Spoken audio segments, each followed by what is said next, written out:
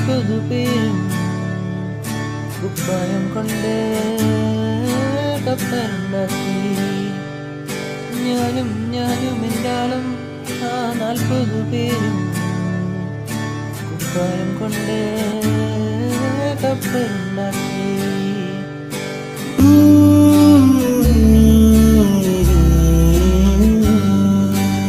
കപ്പലിലാണേ ആ പൂമരക്കാരി വെങ്കായം പൊക്കി ഞാനൊന്നു നോക്കി. കപ്പലിലാണേ ആ പൂമരക്കാരി